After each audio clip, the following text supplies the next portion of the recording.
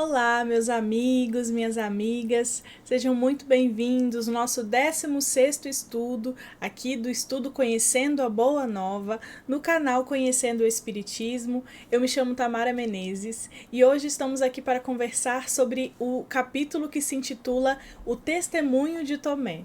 E esse capítulo, meus amigos, lógico, nós vamos conhecer o contexto narrado também no Evangelho, sobre a vida de Tomé, mas principalmente nós vamos ter uma informação valiosíssima sobre a importância que temos que dar do autoconhecimento. E nós vamos ver por quê. Porque Jesus tem um diálogo ali com Tomé que estabelece alguns acordos, inclusive, sobre a demonstração de fato, a necessidade, né, de demonstrar esses sinais dos céus, que era o que Tomé chegou ali para Jesus e pediu, para que demonstrasse esses sinais dos céus de alguma forma prática, de alguma forma visível, através de um milagre, né? E Jesus explica para Tomé de uma forma muito carinhosa, afetuosa, que o sinal dos céus está nos nossos corações.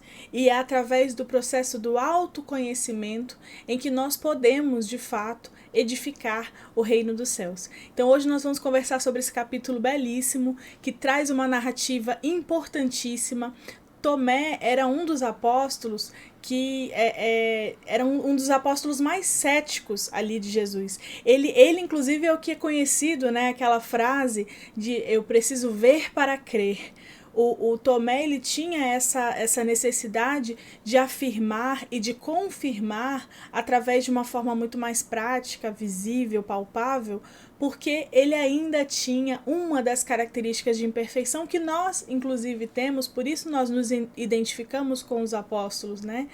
Que era a descrença, talvez ali uma fé vacilante, que muitas vezes nós nos encontramos também, não é mesmo? Então, antes da gente começar, deixa seu comentário, coloca aí suas reflexões, as suas perguntas. Não esqueça de, no final do vídeo, colocar essas perguntas, porque de fato depois, mais daqui a alguns estudos, nós vamos nos encontrar na live e é sempre importante a gente fazer essa reflexão juntos, né?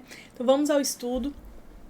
Nosso estudo hoje, que se intitula O Testemunho de Tomé. Esse capítulo, o espírito de Humberto de Campos, ele traz assim reflexões importantíssimas nesse diálogo que Jesus tem com Tomé. E o contexto inicial que nós podemos já trazer aqui, até mesmo para refletirmos juntos, né? Em que Jesus, ali no primeiro momento que conversa ali com Tomé, é importante a gente contextualizar. Tomé é um dos apóstolos de Jesus que se afastou, né? Além, na verdade, é o único que se manteve próximo ao mestre. Foi João, por conta também de sua mãe, no momento em que Jesus foi preso. E Tomé foi um dos que se debandou e não voltou.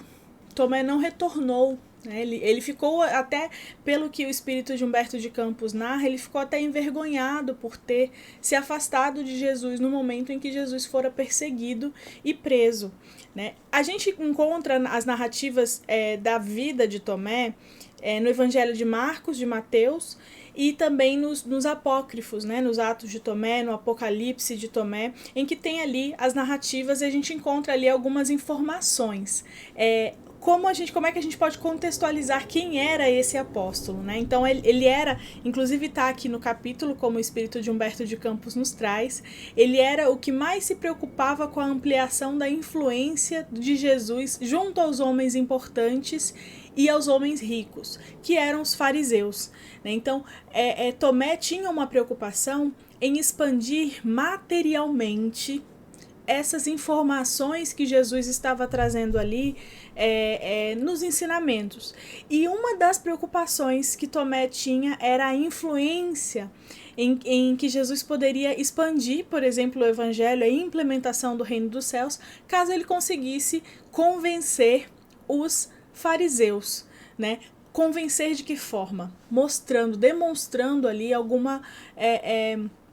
algum milagre, em que os fariseus pudessem ver para crer, como era também o pensamento de Tomé.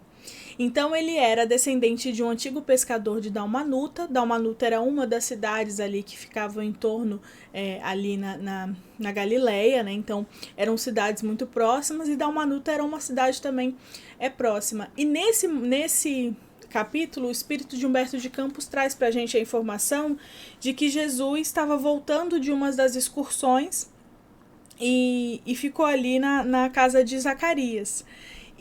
Essa parte da narrativa do evangelho foi logo depois da multiplicação dos pães. Então, Jesus tinha acabado de fazer ali, de demonstrar um fenômeno físico, mediúnico, né? E um fenômeno de grande ordem. Afinal de contas, foram mais de 5.000 pessoas que foram alimentadas pela multiplicação dos pães e peixes que Jesus fez ali naquele momento.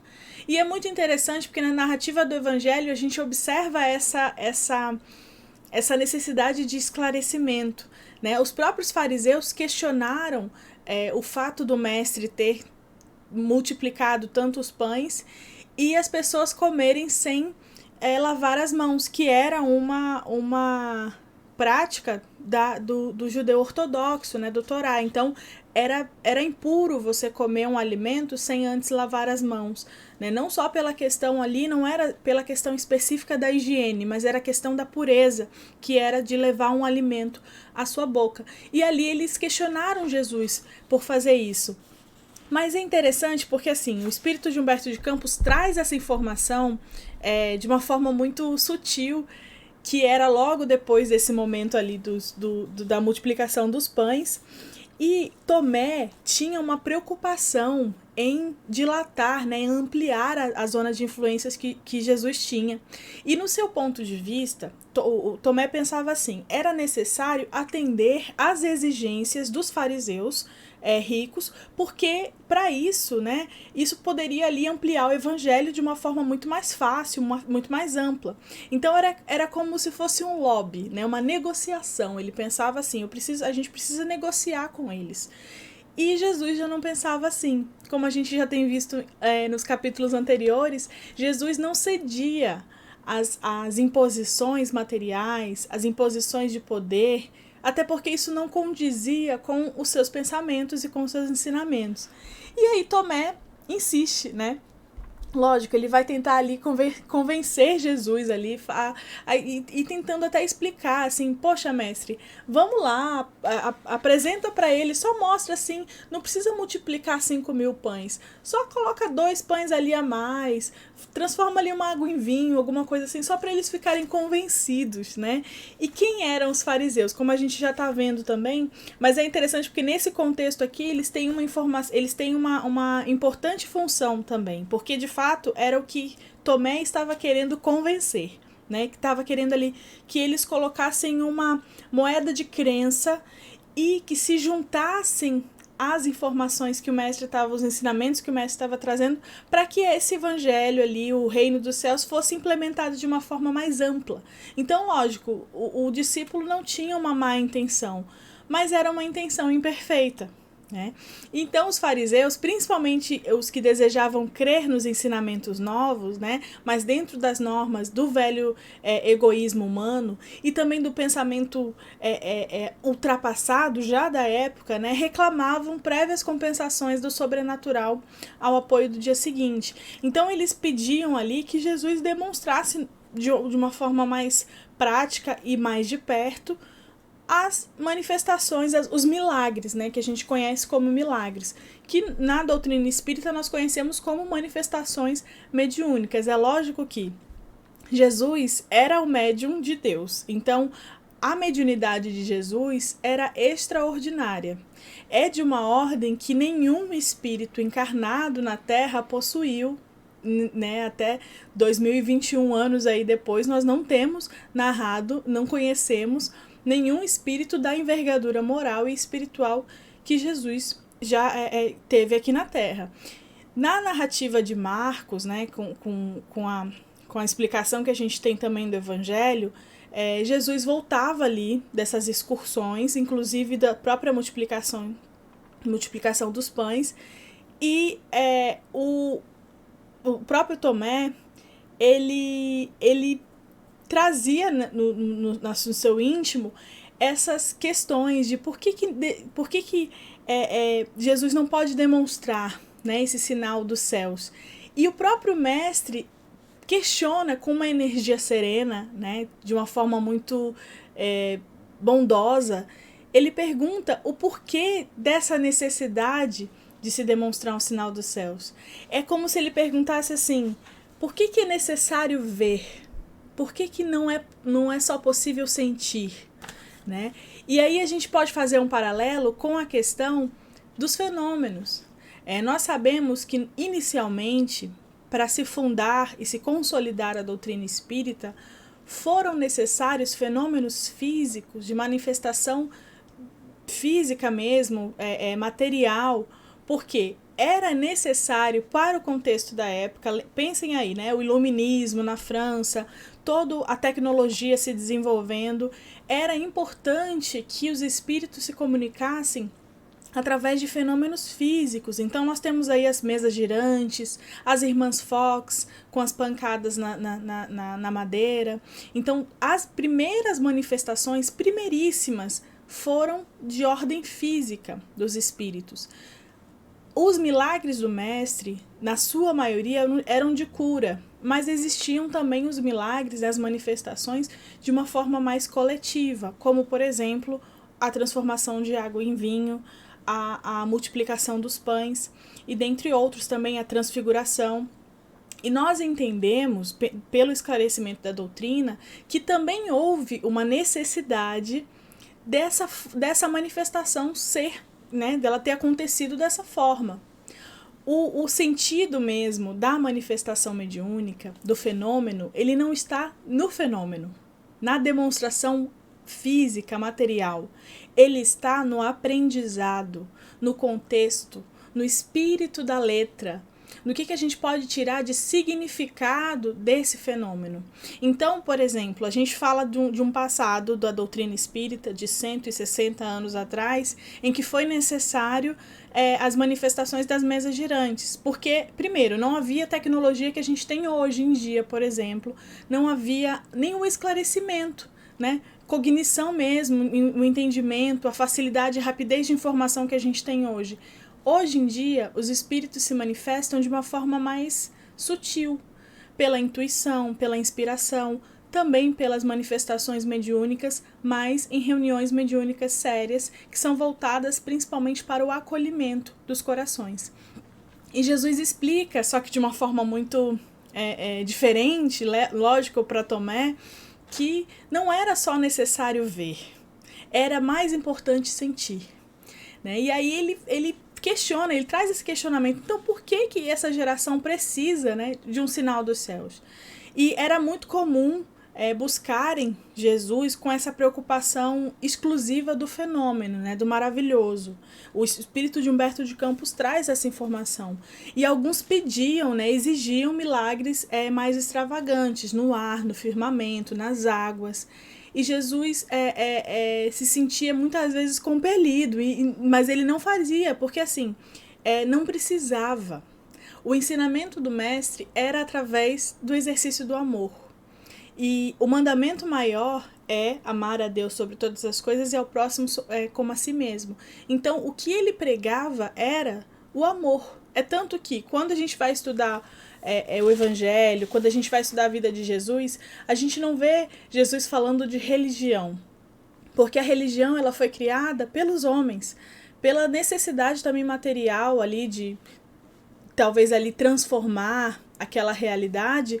Mas o que de fato é religião para Jesus é o amor, é o que liga a Deus. Né? Então, a noção principal de todas as vivências que Jesus tinha era para ensinar o exercício próprio da caridade, né? Do amor.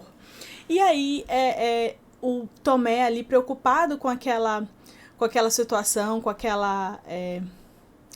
com a necessidade ali de ampliar, de dilatar os ensinamentos do mestre para outros povos, quiçá, ele chega ali agoniado, né, de uma forma até ansiosa, como é narrada pelo espírito de Humberto de Campos. Ele pergunta assim, afoito para Jesus: Senhor, numerosos homens de importância estão na localidade e precisam, né, desejam o sinal de vossa missão divina. São altos funcionários de Herodes, em companhia de doutores de Jerusalém, que excursionam por essas paragens. E aí, olha só como é que ele fala assim, de uma forma muito muito ansiosa, né? Muito afoita. Poxa, você precisa ir lá. Olha quem eles são, né? Esses fariseus são altos funcionários de Herodes. E aí ele fala: além disso, estão acompanhados de patrícios romanos interessados em conhecer o lago e as suas aldeias mais influentes. Esses viajantes ilustres fizeram-me portador de um convite atencioso e amável, pois vos esperam em casa do centurião Cornélio Cimbrio. Então tinha ali até um local que era para ser levado, né, para levar Jesus, e para que ele, demonstrasse ali. Eles vieram de longe, né, de outras paragens, de outros lugares, para conseguir acompanhar um pouco do trabalho do mestre e que ele pudesse ali divulgar e ampliar o seu evangelho. E Jesus, depois de um longo silêncio, olha para o apóstolo e assim examina, como o espírito de Humberto de Campos diz, ele examina a atitude mental do interlocutor. Ou seja, ele entra no íntimo, no pensamento, na intenção de Tomé.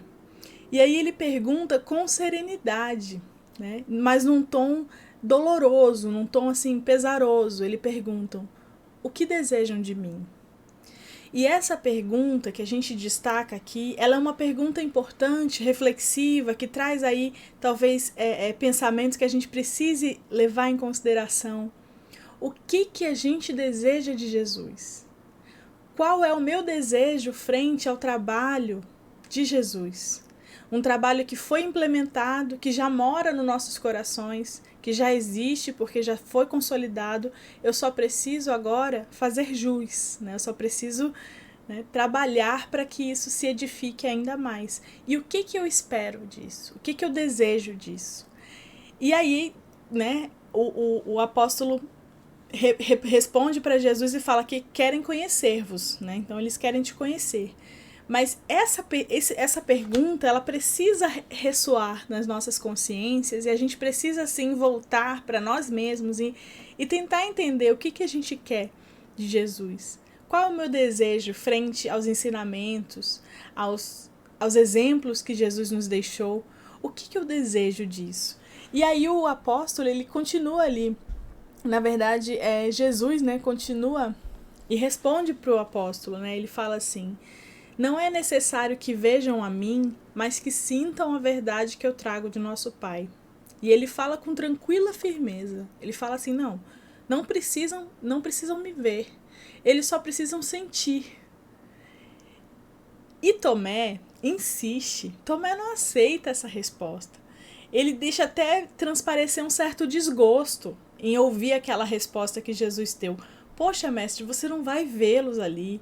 Eles estão aqui, eles estão lhe esperando. É só ali, vai ali, divide um pão ali, multiplica um pão, transforma uma água em vinho, coisa besta, assim, vai rapidinho, né? Assim, como se não estivesse fazendo nada.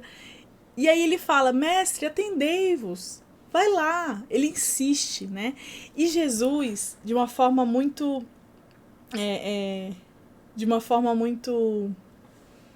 como é que eu posso dizer? Muito sutil, né? Ele ouve o apóstolo, ele acolhe aquela angústia, né? E o próprio Tomé pergunta, né, de Jesus, ele insistindo, né, que ele pergunta assim: poxa, Jesus, o que será do evangelho do reino e de nós mesmos sem o apoio desses influentes e prestigiosos? Acreditais na vitória sem o amparo das energias que dominam o mundo? Tomé tinha uma característica, como a gente falou no início, de ver para crer. Então, além de ele ser cético, né, no sentido mesmo de demorar para acreditar e ter uma fé ali que era um pouco vacilante, no sentido de realmente não ter uma fé consolidada, ele precisava da afirmação, da legitimação de quem estava de fora, ou seja, dos fariseus, que iam de encontro às ideias de Jesus. E aí ele fala assim para Jesus, pedindo, né, clamando, insistindo: Jesus, mostrai-vos a esses homens, revelai-lhes o vosso poder divino, pois ao demais eles apenas desejam conhecer-vos de perto. Não é nada demais, resumindo, né? Ele estava dizendo assim, Jesus, não é nada demais, eles só querem te conhecer e ver um milagre, né? E aí Jesus, né, com muita energia, né, de uma forma muito assertiva, sem perder a ternura, mas de uma forma muito assertiva, ele responde para Tomé. Olha o que Jesus fala para Tomé. Tomé, Deus não exige que os homens o conheçam, senão no santuário do perfeito conhecimento de si mesmos. Eu venho de meu Pai e tenho de ensinar as suas verdades divinas. Nunca reclamei dos meus discípulos as suas homenagens pessoais, apenas tenho recomendado a todos que se amem reciprocamente através da vida. O que Jesus estava dizendo ali naquele momento, né? Tentando explicar para o apóstolo que o fenômeno não era importante. O importante era o significado, o aprendizado que poderia ser retirado daquele fenômeno que era apresentado. E a exigência de Deus não era de ver algo, era de sentir. Por isso que ele fala da importância do autoconhecimento. Quando ele diz assim, Deus não exige que os homens o conheçam, senão no santuário do perfeito conhecimento de si mesmo, é no próprio sentido de se edificar. A nossa relação com Deus é uma relação que se constitui individualmente. Cada um tem na sua consciência, até porque é na consciência que mora a lei de Deus, né? A gente tem como edificar isso. Essa reforma íntima acontece muito singular de cada um. No próprio Livro dos Espíritos tem essa explicação também de uma forma prática, né, de como é que eu posso exercitar essa relação com Deus, né? O que eu preciso ter em mãos ali, lançar mão para de fato edificar e me fidelizar ainda mais com Deus. E os Espíritos dizem, né, que um grande sábio já nos houvera dito: conhece-te a ti mesmo. Porque através do processo do autoconhecimento, né, nós vamos nos depurando, nós vamos transformando a nossa realidade e entendendo o significado, né, entendendo o sentido de tudo que a gente vivencia, seja um fenômeno ou não seja um fenômeno. Né? Na doutrina espírita e no movimento espírita em geral, nós nos deparamos muitas vezes com vários toméis. Né? Às vezes nós mesmos somos os toméis, os que precisam ver para crer, os que precisam de uma afirmação, de uma legitimação externa e não nossa, íntima. E Tomé era conhecido como um apóstolo descrente, né? Um apóstolo que precisava ali daquela legitimação.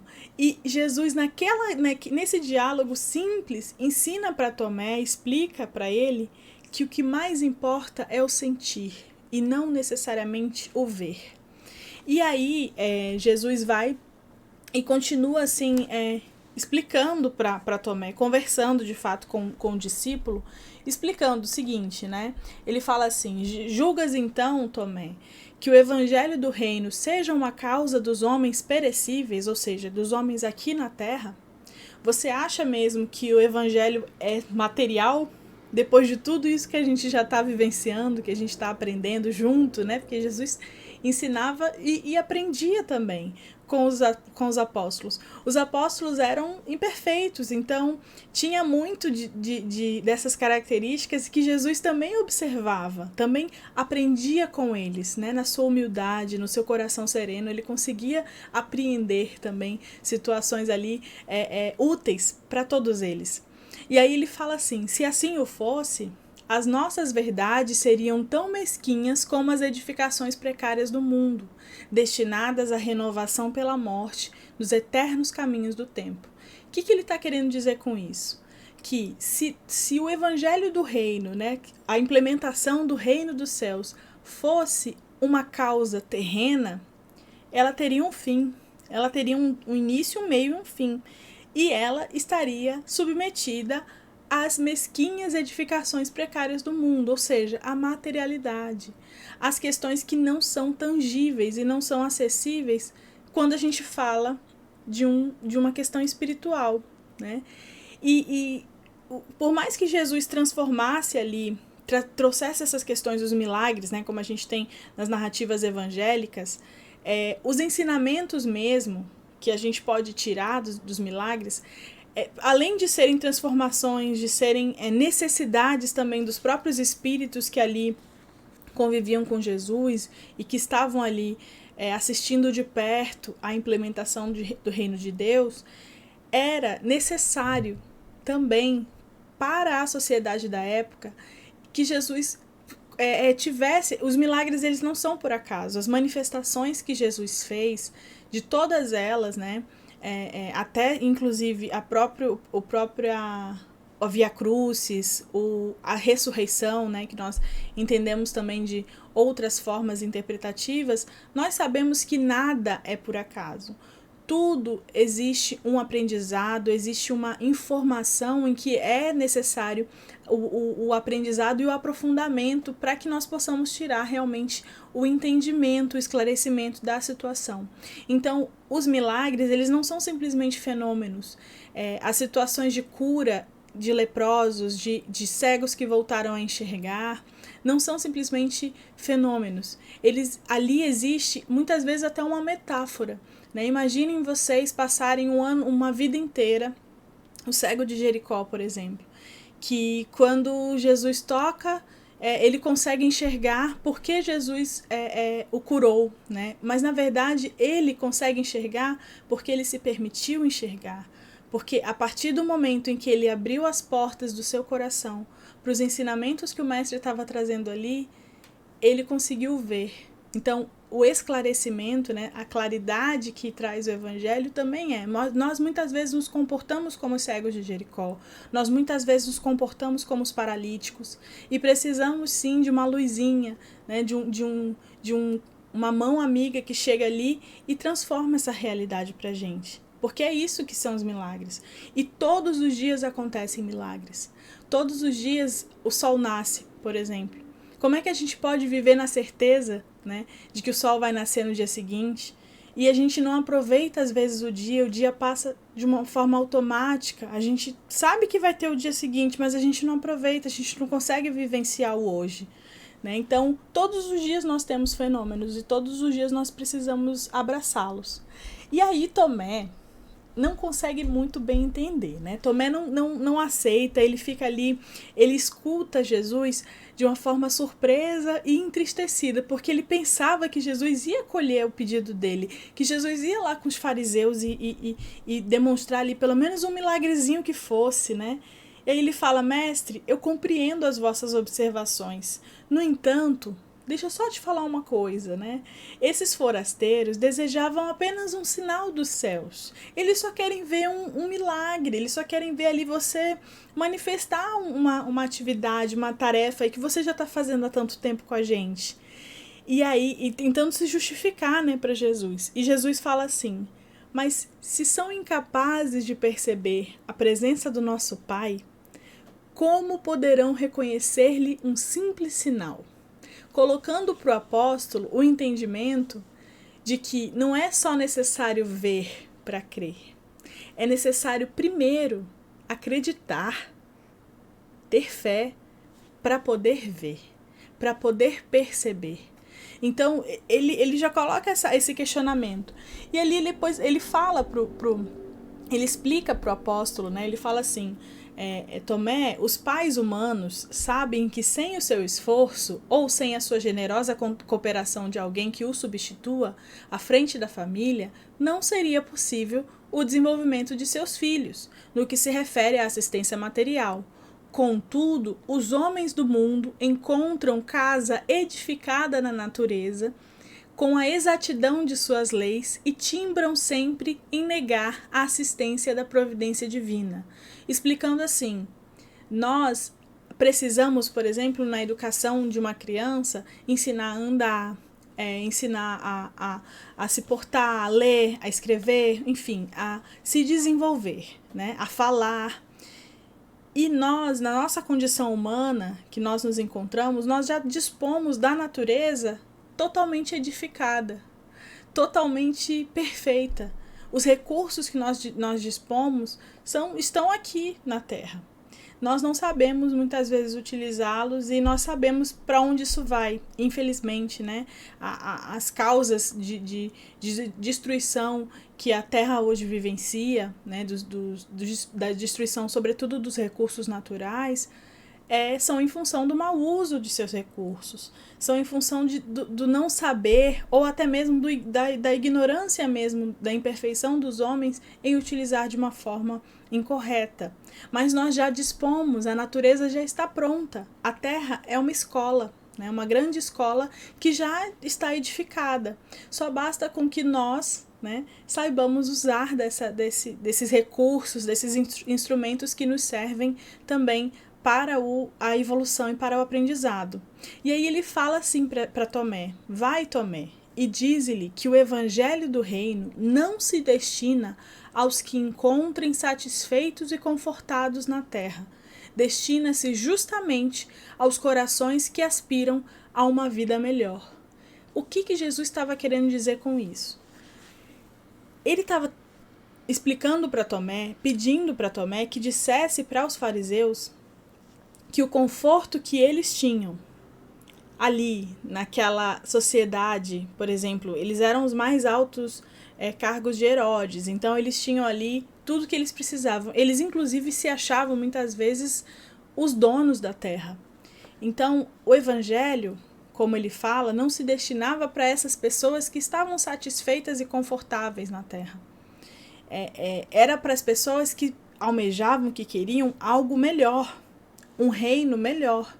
É por isso que Jesus se destinava aos aleijados, aos pobres, aos escrupiados, às pessoas da sociedade que eram colocadas às margens, às mulheres adúlteras, né? O acolhimento que ele faz à mulher adúltera, por exemplo, como a gente viu no capítulo em que nos é narrado, em Pecado e Punição, é exatamente nesse sentido, de colocar ali uma possibilidade de misericórdia e de não julgar, de empatia, né? De colocar-se no lugar do outro e acolher a dor do outro, e não nos confortarmos e nos satisfazermos com as desigualdades. Era por isso que Jesus não tinha muita afinidade com esses corações dos fariseus. Porque os fariseus não eram a favor de uma vida de igualdade. Pelo contrário, eles tinham ali suas posições e queriam só manter aquele status, né? Aquela altura ali de sociedade, tudo era só para manter. E aí o Tomé, ele entende, né? Naquele momento ali ele já consegue entender. Aqui é narrado, né, que depois disso que Jesus explica para ele escuta surpreso, entristecido, pergunta isso, e aí ele pergunta assim, depois de entender, ele não insistiu mais, não pediu mais que Jesus fosse fazer, demonstrar algum sinal dos céus. Ele entendeu, compreendeu, pelo menos naquele momento, que não era esse o caminho, né? Mas ele vai e pergunta, assim, hesitante, ele pergunta para Jesus, né? Mestre, qual será então a nossa senha? Como é que é possível provar às criaturas que o nosso esforço está com Deus? E olha o que Jesus responde para o amigo apóstolo. Ele fala assim: uma só lágrima que console e esclareça um coração atormentado vale mais do que um sinal imenso do céu, destinado tão somente a impressionar os miseráveis sentidos da criatura. Esse momento em que Jesus fala isso para o apóstolo, ele está explicando, essa lágrima é muitas vezes o acolhimento, é um consolo fraterno, né? É o arrependimento que o Espírito tem no seu despertar. É um momento em que, em uma discussão, em uma briga, existe um pedido de perdão, né? Um momento ali de refazimento dos laços. Então, é uma lágrima só. Né? E nenhuma lágrima cai sem que a gente consiga acolher. Porque a espiritualidade dá conta disso. Deus dá conta disso na nossa relação que estabelecemos com Deus. Nenhuma lágrima é esquecida.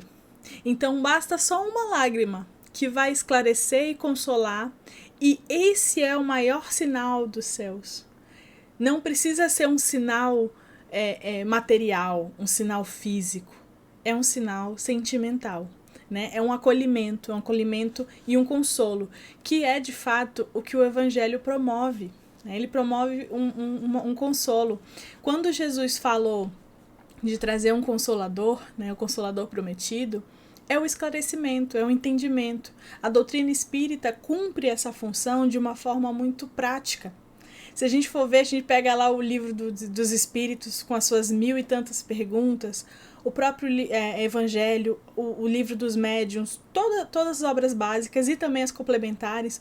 Quando nós estudamos a doutrina, é como se tirasse um véu da nossa frente. E o que nos acolhe, né, o nosso consolo, a forma que nós temos de nos confortarmos é esse sentimento de que as nossas lágrimas não são esquecidas, né? Que o nosso sentimento é acolhido. Então, nenhuma lágrima é esquecida. Quando ele fala assim, uma só lágrima basta, né? Que console e esclareça um coração atormentado, é nesse sentido. É o sentido, muitas vezes, que no trabalho mediúnico, os trabalhadores ali, os medianeiros, né, os tarefeiros ali naquele momento, fazem naquele coração que desperta, na própria assistência espiritual, na casa espírita, aquele coração que vai lá buscando, às vezes até a cura de um mal físico, né? Mas que a gente sabe que reverbera na nossa questão moral, na nossa questão espiritual. E é esse acolhimento, é esse o sentido mesmo e o sinal dos céus, né? A senha é essa. E ele fala para Tomé qual que é a senha. Ele explica assim: Tomé, a nossa senha é a nossa própria exemplificação, na humildade e no trabalho. Quando quiseres esclarecer o espírito de alguém, nunca lhes mostre que sabes alguma coisa. Sofre, porém, com as suas dores e colherás o resultado. A redenção consiste em amar intensamente. E o que isso significa? É o exercício prático do amor, é a caridade. E a caridade, ela é levada para uma via de empatia. Mas não é aquela empatia de você julgar o que você faria no lugar do outro. É a empatia no sentido de você se conectar com o que o outro sente. É como ele diz, sofre, porém, com as suas dores, se compadece, se solidariza. E aí sim, amando intensamente, a gente consegue ter a redenção. E aí ele fala, se você se interessa por um amigo, suporta, né, aguenta os teus infortúnios e as tuas imperfeições. Anda em sua companhia nos dias amargos e dolorosos. Muitas vezes são nesses dias amargos e dolorosos que nós realmente vemos quem está ao nosso lado. Às vezes isso se resume ao nosso núcleo familiar e tá tudo bem, porque é para ser mesmo, né? Se não for assim, temos um amigo, uma pessoa ali de confiança, um companheiro, uma companheira que nós sabemos com quem podemos contar. Esses dias amargos e dolorosos são os dias que mais nos ensinam e que muitas vezes mais demonstram quem nós somos. Porque é através da dor, é através do sofrimento que nós descobrimos em nós a potência e a capacidade que temos de lidar e transformar a nossa realidade. Se não fosse isso, nós não estaríamos encarnados na Terra. Estaríamos talvez em um outro mundo mais ditoso, em uma outra condição espiritual, mas não é o nosso caso. O nosso caso ainda é o de passar por sofrimentos, não necessariamente adoecermos, não necessariamente sucumbirmos à dor, mas ainda precisamos do sofrimento. Só que o sofrimento fica mais leve quando a gente esclarece. O sofrimento fica mais leve quando a gente transforma, né, através do entendimento. E aí o Espírito, o apóstolo continua ouvindo o mestre e Jesus fala assim para ele: o nosso sinal é o do amor que eleva e santifica, porque só ele tem a luz que atravessa os grandes abismos.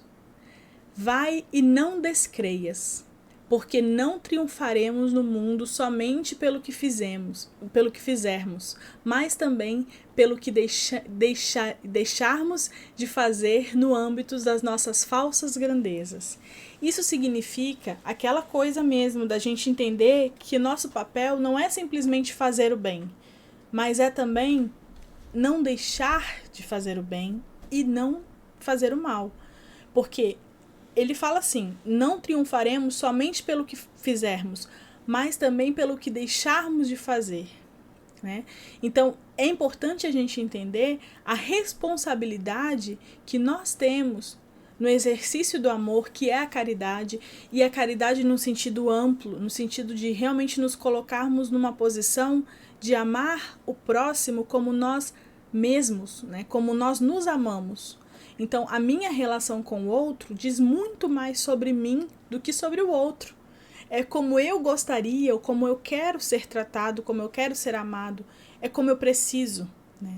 E aí ele fala, por isso que ele fala disso, né? Só o amor eleva e santifica, porque tem a luz que atravessa grandes abismos, que faz pontes invisíveis, mas que são possíveis de sentir, né? Um dos exemplos dessas pontes são os nossos estudos, que são online, mas que nós com certeza acolhemos e chegamos em corações que estão afastados, estão longe, né, da gente muitas vezes, mas que estão necessitados. E é através dessa luz, desse amor, que é possível formar essas pontes, né? Que com certeza são acolhidos os corações e são elevados no sentido mesmo de transformação. E aí Jesus continua ali conversando com Tomé, e Tomé acolhe, né, essas questões. O espírito de Humberto de Campos, ele vai nos narrar depois, nessa parte seguinte, na verdade, essas duas partes seguintes, que desde esse dia o apóstolo Tomé transformou as suas concepções, os seus entendimentos sobre as mensagens do céu, né? Então, no que se tratava de milagres, Tomé mudou um pouco ali seu olhar, a sua perspectiva. E ele não podia, lógico, excluir da sua cabeça aquela necessidade, a sua vontade de ampliar ainda os ensinamentos do Evangelho, mas depois de um tempo, como é narrado logo depois, ou teve as ondas de perseguições, né? Nós sabemos que depois desses episódios dos fariseus que vão atrás de Jesus, eles retornam frustrados e já acabam por criar ali aquela inimizade, de fato, consolidar aquela inimizade com Jesus. E é quando Pedro nega Jesus e Judas, de fato, acaba por traí-lo, né, como a gente conhece também nas narrativas. Então Judas vai lá e denuncia onde Jesus estava, e depois de um pouco, né, dessas perseguições que vinham a desfazer a suave e divina ternura, o mestre foi preso. E nessa situação dele ser preso, com a exceção de João, que ficava ali ficou ali na casa de sua mãe, todos os discípulos se afastaram espavoridos, como diz o espírito de Humberto de Campos. E Tomé também se afastou. Embora sentisse falta do mestre, ele também se debandou. Ele acabou se afastando. Esse afastamento dos discípulos é interessante, né? Porque a obra de Humberto de Campos traz essas informações que, quando a gente lê as leituras nos evangelhos de Marcos, de Mateus, a gente não tem essas informações tão ricas assim. E olha só que informação importante. o Tomé, ele sentiu falta de Jesus, ele se arrependeu, né? Ele se sentiu magoado, se sentiu, na verdade, amargurado por ter tomado essa atitude. E aí ele fala, o espírito de Humberto de Campos fala, ó, disfarçando-se então de maneira a tornar-se irreconhecível, a fim de se livrar das iras da multidão, por entre a multidão, inclusive, ele vai, ele se cobre, né? Se disfarça, e vai atrás de Jesus na Via Crucis, né? E aí ele só percebe Jesus quando ergueu ali o madeiro, né, que é a cruz, exibindo sentenciado sob os raios do sol claro, no topo da colina, como que para apresentar um espetáculo ao mundo inteiro. E ali ele sentiu uma angústia grande, né, que dilacerava as fibras mais delicadas da alma. Tomé sente uma tristeza muito grande quando ele vê o mestre naquela situação. É como se ele sentisse tudo que já aconteceu, né? E ele visse, né, aquela situação, inclusive, de ver para crer, né? Então ele viu ali muito de perto essa situação de Jesus estar crucificado, de estar sofrendo todo o martírio, as mãos ensanguentadas, né, como é narrado em seguida aqui pelo espírito de Humberto de Campos. Ele fala assim: Tomé contemplou fixamente o mestre e notou que o espírito se mantinha firme. Sua fisionomia se mantinha serena, né? Apesar do martírio daquela hora, que foi a Via Crucis, que foi todo o processo que a gente conhece da Paixão de Cristo. Quem não conhece ainda, eu sugiro que não só leia no próprio Evangelho, né, nas narrativas do Novo Testamento, mas também assistam, né? Tem alguns filmes, algumas séries que demonstram assim de uma forma muito material, inclusive, que é importante a gente conhecer, imaginar e ter essa proximidade com a história de Jesus, o que foi a Via Crucis, né? E ali, olha só como é que o espírito de Humberto de Campos narra para a gente. A sua fisionomia serena, apesar do martírio daquela hora, não refletia senão o amor profundo que lhe conhecera nos dias mais lindos e mais tranquilos. Então Tomé sentiu essa vibração serena de Jesus e, como o Espírito narra, né, seus pés, que tanto haviam caminhado para a semeadura do bem, estavam ensanguentados. As suas mãos generosas e acariciadoras eram duas rosas vermelhas gotejando o sangue do suplício. Sua fronte, em que se haviam abrigado pensamentos mais puros do mundo, se mostrava aureolada de espinhos. E o Tomé, naquele momento em que enxerga tão de perto, né, esse sofrimento, esse martírio que o mestre passava, se pôs a chorar discretamente. Logo como se buscasse o olhar do mestre, entre os milhares das criaturas, ele percebeu que Jesus o fitara. Jesus olhou para ele e percebeu a presença dele, né? E magnetizado pela sua feição, Tomé chegou próximo, ainda que hesitante, né? Meio com medo, ali, com receio de ser reconhecido. Ele chegou próximo de Jesus e ele desejava escutar, né, dos seus lábios adorados a reprovação franca e sincera que merecia naquele procedimento, fugindo ao testemunho da hora. Então, o que Tomé esperava era que Jesus o repreendesse ali de alguma forma por tudo que já havia acontecido, né? E olha só o que acontece. Jesus, ele se aproxima, na verdade, né, ofegante da cruz, e deixando perceber que apenas cedia a uma necessidade espiritual naquele instante, ouviu Jesus lhe dizer, em um tom de voz quase imperceptível. Ele fala assim para Tomé: Tomé, no Evangelho do Reino, o sinal do céu tem que ser o completo sacrifício de nós mesmos. E aí o apóstolo compreendeu as palavras e chorou amargamente, né, reconhecendo, inclusive, né, a sua imperfeição, a sua necessidade de transformação moral.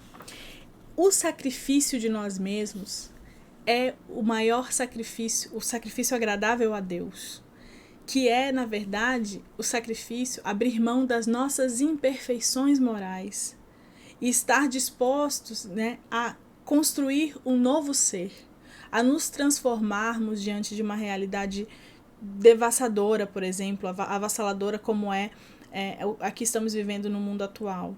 Então, na época, né, o sacrifício que Jesus passa, o martírio, ele foi necessário. Jesus não escolheu o seu martírio, mas ele sabia que isso iria acontecer. Por conta da situação, da imperfeição que a humanidade passava e passa, inclusive, né?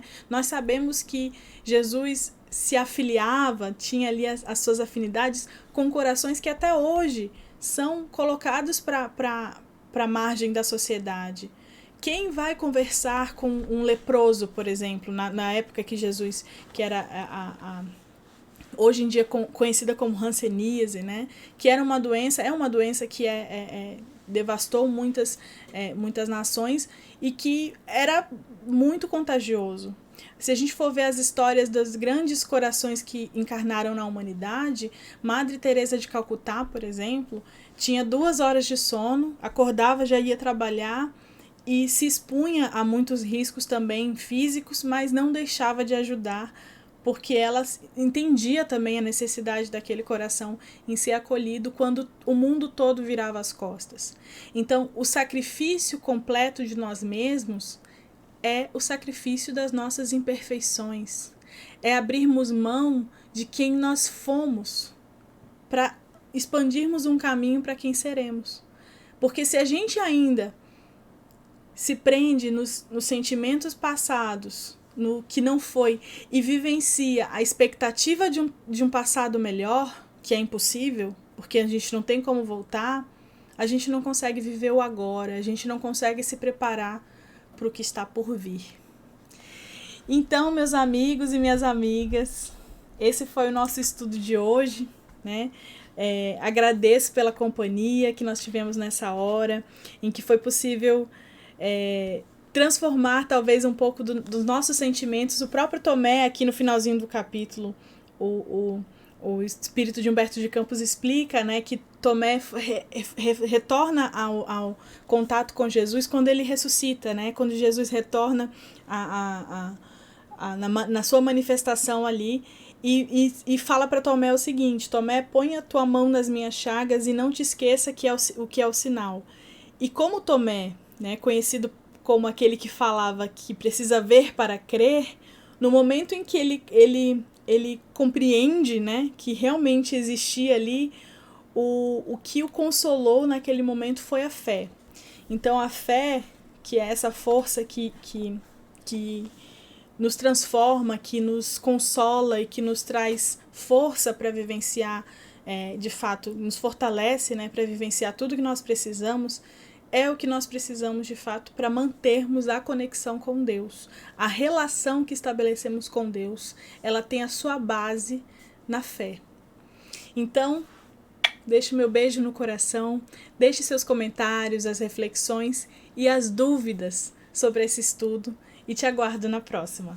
Até mais!